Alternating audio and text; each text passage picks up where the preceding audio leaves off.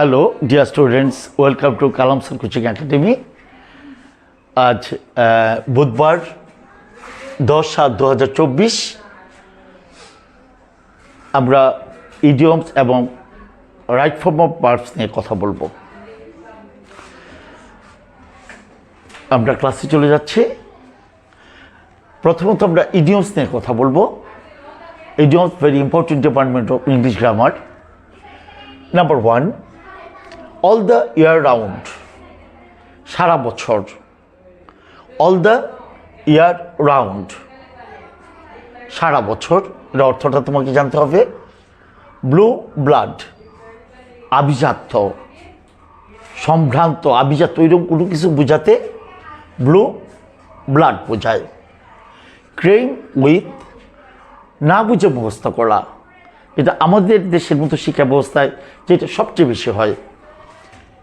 ক্রেম with, না বুঝে মুখস্থ করা। আসলে আমাদের পড়াগুলো বুঝে মুখস্থ করা উচিত। আমরা চলে যাচ্ছি নাম্বার 4, হার্লি বার্লি। অনেক মজার একটা ইডিয়মস। হার্লি বার্লি, হই চই, হই চই। ম্যান অফ মার্ক, বিখ্যাত ব্যক্তি। এখন যদি একটা কোয়েশনে থাকে যে man of mark means famous, দিতে পারে, সাথে আর অনেকগুলি দিবে, তাহলে তুমি যদি ম্যান অফ মার্ক অর্থ না জানো, ইউ কান্ট আনসার, তুমি আনসার করতে পারবে না। ফেমাস আর ম্যান অফ মার্ক সেম কথা।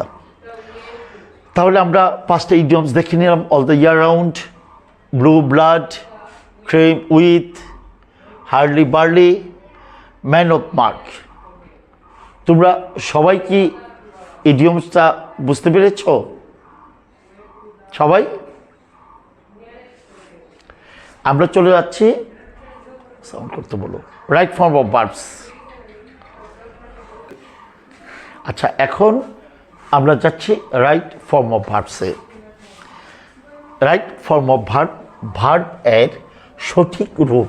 এটার বাংলা অর্থটা কি? ভার্ব এর সঠিক রূপ। ওকে ডিয়ার স্টুডেন্টস, আমরা চলে যাচ্ছি রাইট ফর্ম ভার্বসের একটা অনেক গুরুত্বপূর্ণ ডিপার্টমেন্ট, যেটাকে কন্ডিশনালও বলে। যেমন নাম্বার 1, তো ইফ ইউ ওয়ান্ট, তুমি যদি চাও, আই হেল্প হিম। এক্ষেত্রে ফলো করো, ইফ ইউ ওয়ান্ট, ইফ যুক্ত যদি প্রেজেন্ট ফর্ম হয়,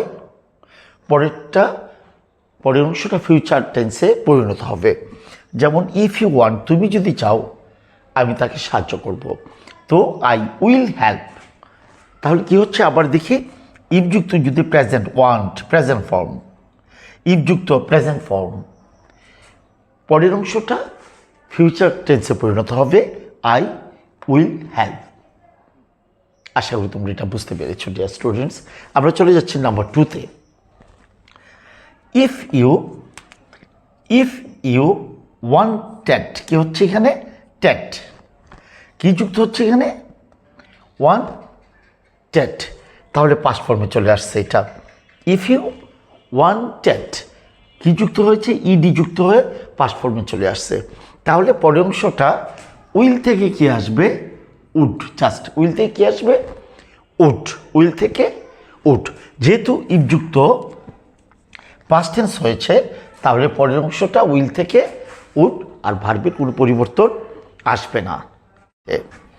if you had wanted, if you had wanted, এটা কিন্তু আবার পাস্ট পারফেক্ট। এটা কি?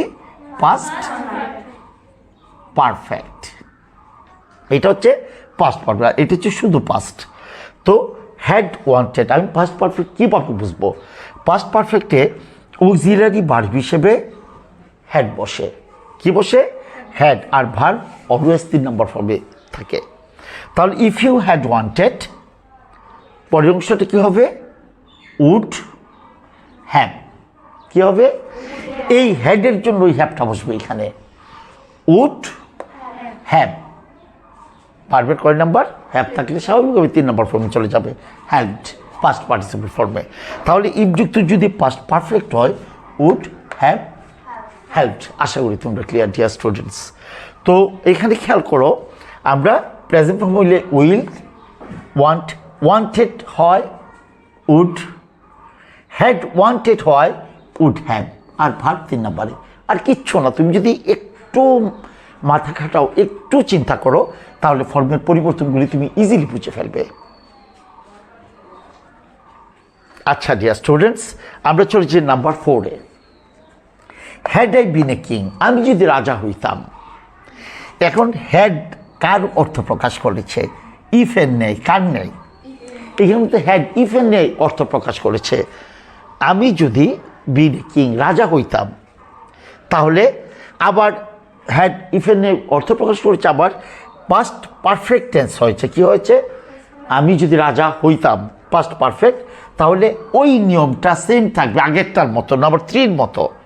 পাস্ট পারফেক্ট হলে উড হ্যাভ, বার 3 নম্বরে।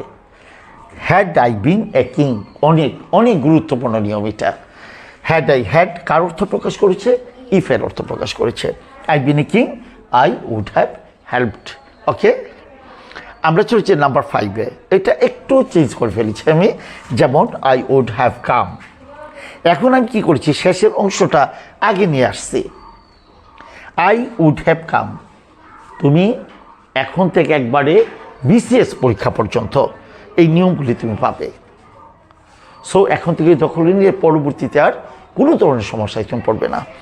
I would have come if you go, if you go, তাহলে ইফযুক্ত যদি পাস্ট পারফেক্ট হয় তাহলে উড হ্যাভ হয়, অর্থাৎ উড হ্যাভ হইলে পাস্ট পারফেক্ট হবে পরেরটা, ওইটার বিপরীত, জাস্ট বিপরীত। তাহলে কি হচ্ছে?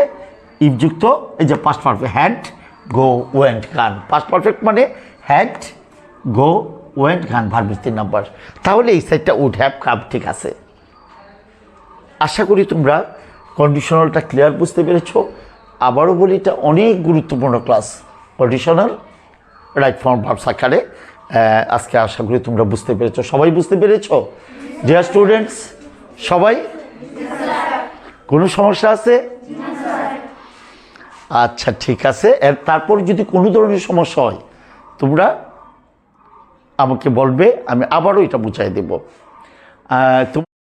আচ্ছা, তো ডিয়ার স্টুডেন্টস, আজকে যে ক্লাসটা দেওয়া হয়েছে ইডিয়মস এবং রাইট ফর্ম ও ভার্বসের উপর, আশা করি তোমরা বুঝতে পেরেছো। এরপরে যদি কোনো ধরনের সমস্যা আসে তাহলে আমাকে জানাবে, আমাকে বলবে, আমি আরও সহজভাবে বুঝিয়ে দিব। আর আজকের যেই এই ক্লাসটা, বিশেষ করে এই কন্ডিশনের উপর যে ক্লাসটা, এটা কিন্তু একবারে বিসিএস পরীক্ষা পর্যন্ত তোমার কাজে লাগবে। আশা করি তোমরা এখন থেকে এটা ভালোভাবে পড়বে ডিয়ার স্টুডেন্টস। তারপর